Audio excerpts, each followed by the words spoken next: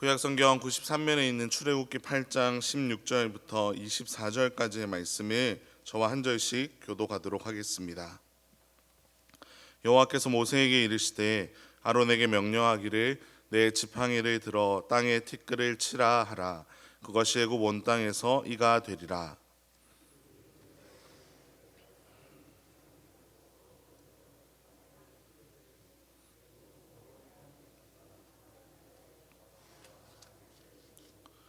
요술사들도 자기 요술로 그같이 행하여 이를 생기게 하려 하였으나 못하였고 이가 사람과 가축에게 생긴지라.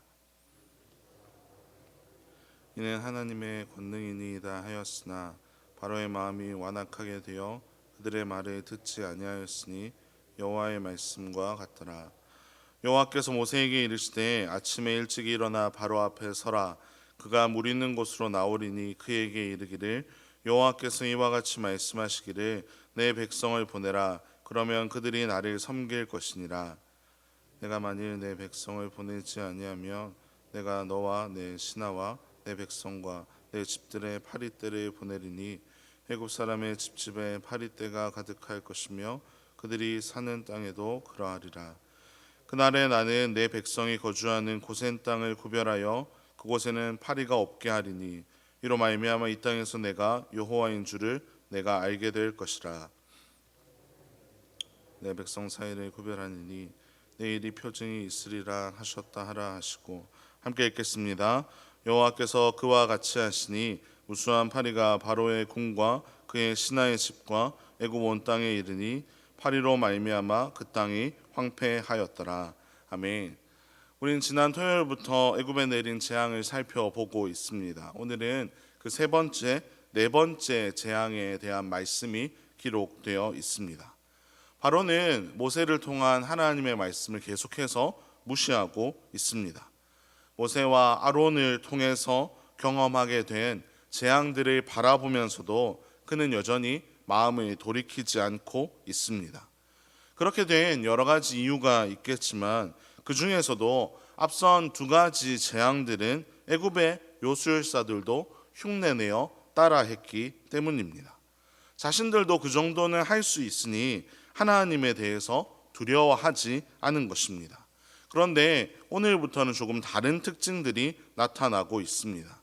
16절부터 기록되어 있는 세 번째 재앙은 바로 이 재앙이었습니다. 하나님의 말씀대로 모세가 아론에게 명령하였고 아론이 지팡이로 땅을 치자 땅에 티끌이 이가 되어서 애굽에 온 사람들과 가축들에게 붙게 되었습니다. 그런데 이전의 재앙들과는 달리 하나님이 이번에는 미리 경고해 주지 않으셨고 바로 즉시 그 재앙이 임하게 되었습니다. 또한 요술사들이 그 재앙을 흉내내 보려고 따라해 보려고 시도하였지만 그들이 따라하지 못했습니다. 그래서 요술사들이 19절에서처럼 이것이 하나님의 권능이라고 표현하고 있습니다. 하지만 바로는 이 세 번째 재앙에서도 흔들리지 않았습니다. 그는 변함없이 완악하여 하나님의 말씀에 귀 기울이지 않고 있습니다. 그 결과 네 번째 재앙이 이어집니다. 이 네 번째 재앙은 바로 파리 재앙인데요. 세 번째와는 달리 하나님께서는 다시 이 재앙을 예고해 주셨습니다. 그런데 다른 특징이 있습니다. 그것은 바로 애굽 사람들이 살고 있는 땅과 이스라엘 사람들이 살고 있는 땅을 구별하신 것입니다. 21절을 보시면 애굽 사람의 집에 파리떼가 가득하며 그들이 사는 땅에도 그러할 것이라고 기록되어 있습니다. 반면에 22절을 보시면 이스라엘 백성들이 거주하는 고센 땅은 구별하여서 파리가 없게 하겠다고 말씀하셨습니다. 그리고 그 목적이 이것으로 말미암아 하나님이 여호와인 줄을 알게 될 것이라고 말씀해 주십니다. 다시 말해서 하나님의 하나님 되심을 보여주신 것입니다. 비로소 이 네 번째 재앙을 경험한 바로는 이제 광야로는 나가지 말고 이 땅에서 제사를 드릴 것을 허락했습니다. 하지만 모세는 우리가 그렇게 할 수 없고 광야로 나갈 것을 요청합니다. 그리고 바로는 그렇게 해주겠다고 약속하지만 파리가 사라지자마자 약속을 어기고 이스라엘 백성들이 나가지 못하도록 바로가 막아버렸습니다. 오늘 이 세 번째, 네 번째 재앙을 통해서 우리는 한 가지를 발견하며 기억해야 합니다. 그것은 바로 하나님의 하나님 되심입니다. 하나님께서는 세 번째 재앙부터 애굽의 요술사들이 결코 따라하지도 못하고 흉내내지도 못할 일들을 보여주셨습니다. 그리고 네 번째 재앙부터는 당신의 백성들을 구별하여 보호하시고 지켜주시며 하나님의 일을 이루어가고 계심을 보여주십니다. 우리가 믿는 하나님이 이런 분이십니다. 세상에 그 어떤 것도 흉내낼 수 없는 하나님이십니다. 세상의 그 어떤 것으로도 대체할 수 없는 하나님이시며 하나님을 아버지로 삼고 살아가는 당신의 백성들을 온전히 지키시고 보호하시는 하나님이십니다. 그리고 하나님의 일을 이루어감에 있어서 한치의 오차도 없이 하나님은 그 계획을 이루어 가십니다. 이 자리에 모인 우리 모두는 이 하나님을 믿으며 살아갑니다. 그 하나님을 바라보며 살아갑니다. 그 하나님을 아버지로 모시고 살아갑니다.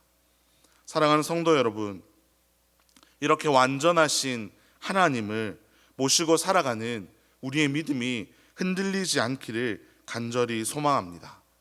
그리고 그 하나님께서 지키시고 보호하시는 우리의 삶이 하나님의 백성답게 온전히 구별되어 거룩하게 살아갈 수 있기를 간절히 소망합니다. 비록 우리의 삶에 이 네 번째, 세 번째 재앙 앞에서도 흔들리지 않는 이 바로의 모습처럼 우리의 삶에 해결되지 않는 문제로 인해 우리의 마음이 어려워질 때도 있지만 세상 그 어떤 것과 비교할 수 없는 하나님의 능력과 하나님의 신실하심을 바라보며 인내하며 바르게 살아가는 우리의 인생이 되기를 간절히 소망합니다.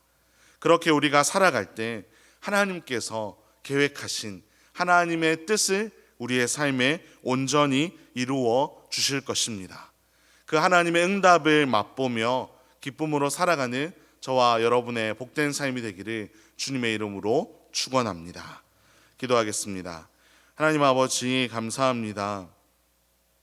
하나님 이 하루도 하나님 앞에 찬양하며 말씀 듣고 기도함으로 이 하루를 시작하게 하시니 참으로 감사를 드립니다.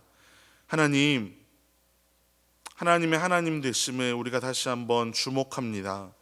하나님의 전능하심, 하나님의 신실하심, 하나님의 온전히 일하시는 그 모습들을 바라보며 우리의 삶에도 동일하게 일하실 하나님을 기대하며 나아가오니 하나님, 우리의 믿음이 흔들리지 아니하고 온전히 하나님만을 바라보고 살아가는 우리의 인생이 되게 하여 주시옵소서.